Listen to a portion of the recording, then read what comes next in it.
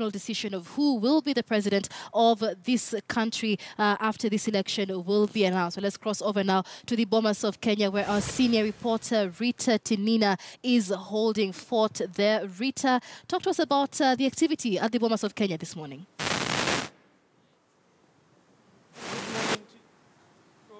At the National Tallying Center, the Bomas of Kenya, as you mentioned there, this will be the nerve center of this general election. This is where the focus and attention of millions of Kenyans will be from this evening until the next several days, as the winner of this hotly contested presidential race between Uhuru Kenyatta and Raila Odinga will be announced. Right now, nothing much happening here. Actually, the Tallying Center is not opened yet. Security officers, police officers, GSU officers who are manning the entrance, they are telling us that we will not gain access there until CID officers have come here and have done a swipe the whole auditorium there at the National Tallying Center. Outside, this I would say is a high security zone. Before you get here, the Tallying Center is just behind me, a few meters there.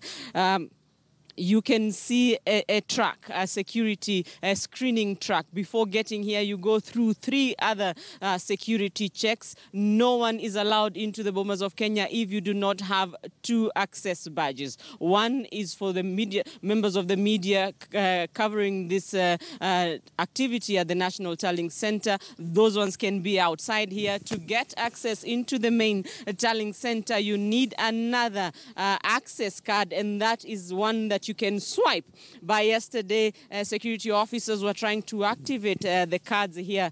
So getting into that National Tallying Center, you will have to swipe your card. Very elaborate arrangements made here. Remember this, the Bomas of Kenya was shut off to members of the public over a month ago as they tried to sort of restructure this area to ensure it is set, and all that is required to ensure that a tallying center, all that is required is in place. It was shut down over a month ago to prepare it. Now everything is in place. Outside next to me, all the media houses setting up their OB vans. There is a food court, there is a prayer area, there are washrooms, anything that you can imagine that is required for anyone who is here for several hours. We'll be here for more than 14 hours covering for you this historic national election. It will be one that many analysts have termed as very consequential in the history, political history of the country. Michelle. Peter, how transparent has IEBC ensured this election will be? Because previously we've had a lot of concern as to the lack of transparency of the votes from the constituency level making their way to the tallying center. How do you expect that to happen this time? And will Kenyans be able to track those votes? Well, the IEBC chairman, Wafula Chebukati, has on several occasions insisted, I don't know who is arriving there, we will be able to establish shortly, but IEBC officials, none of them had arrived here before we got to give you this. I'm told that is Wafula Chebukati. We will be trying to get a hold of him in a short while, but I was saying the IEBC throughout has tried to assure Kenyans that this will be a very transparent election. There have been concerns, especially by NASA, as late as yesterday, Raila Odinga raising concerns, saying they have various concerns, one on the integrity of the voters register. They say also the issue, and the IEBC announced that over 11,000 polling stations will not have network coverage. That is another issue that the NASA coalition is concerned about.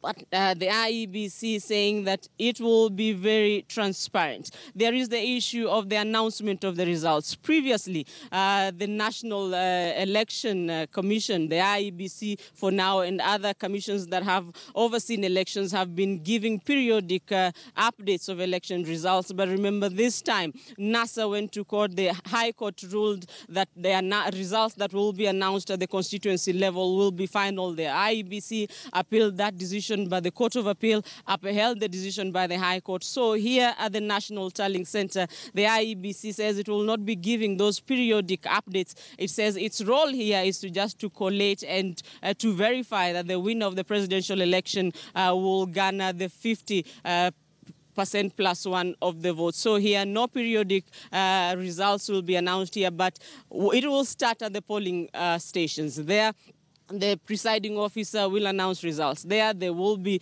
transferred to the constituency returning officers there, who will then relay them to the county returning officers, who will then relay them here at the national tallying centers. We'll, in a short while, get someone who will be able to take us through the procedure and the papers, Form 34B, and what will be filled in that form, who needs to fill it, in what system does it need to go. Is there an online web portal that will need to for that form to go through? Will a physical form then be sent to the returning officers? We will be explaining all that to you in a short while. Michelle.